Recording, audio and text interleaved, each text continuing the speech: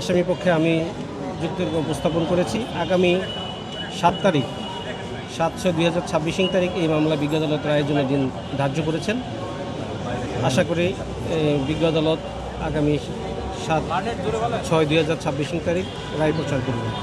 যেহেতু এই আসামি নিজেই গতকালকে বিজ্ঞ আদালতে নিজেকে দোষী বলে আদালতের নিকট ক্ষমা প্রার্থনা করেছে, সেহেতু আমি বিজ্ঞ আদালতে বলেছি তার সাক্ষ্য এবং রাষ্ট্রপক্ষের সাক্ষ্য আমাদের যুক্তিতর্ক অনুযায়ী বিজ্ঞ আদালত ন্যায় বিচার যেন প্রদান করে।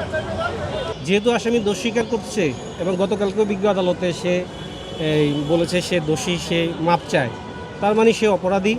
তা আমি বলেছি তাকে যাবজ্জীবন কারাদণ্ড দেওয়া হোক এবং তার যে স্ত্রী স্বপ্না আক্তার সে যেহেতু লাশ গুমের বিষয়ে সহায়তা প্রদান করেছে, আমি বলেছি তাকে সংশ্লিষ্ট আইনে যে সর্বোচ্চ সাজা আছে 7 বছর, সেই বিধান অনুযায়ী তাকে 7 বছর কারাদণ্ড দেওয়া হোক, এটা আমি বিজ্ঞ আদালতে বলেছি। দেখেন, আপনারা যেমন জানেন, এই বাংলাদেশের এবং পৃথিবীর সব মানুষ জানে যে এই আলোচিত রামিসা ধর্ষণ ও হত্যা মামলায় এই আসামিদ্বয়ের পক্ষে আমাদের ঢাকা আইনজীবী সমিতির কোনো সদস্য দাঁড়াবে না বলে সিদ্ধান্ত গ্রহণ করেছে।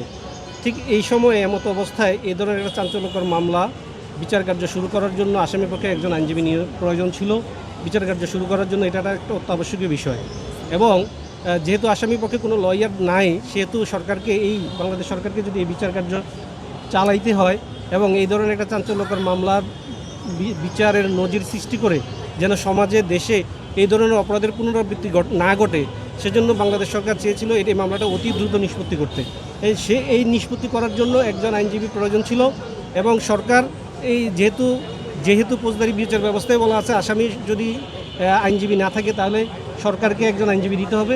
সেই হিসাবে বাংলাদেশ সরকার আমাকে এই আসামিদের পক্ষে আত্মপক্ষ সমর্থনমূলক কোনো যদি বক্তব্য থাকে আসামিদের, সেটা বিজ্ঞ আদালতে উপস্থাপন করার জন্য আমাকে নিয়োগ প্রদান করে আমি ওই বাংলাদেশ সরকার কর্তৃক আদিষ্ট হয়ে নিয়োগপ্রাপ্ত হয়ে এই আসামিদের পক্ষে যদি কোনো ধরনের যুক্তিতর্ক থাকতো বা কোনো ধরনের আত্মপক্ষ সমর্থনের বক্তব্য থাকতো সেটা বিজ্ঞ আদালতে উপস্থাপন করতাম।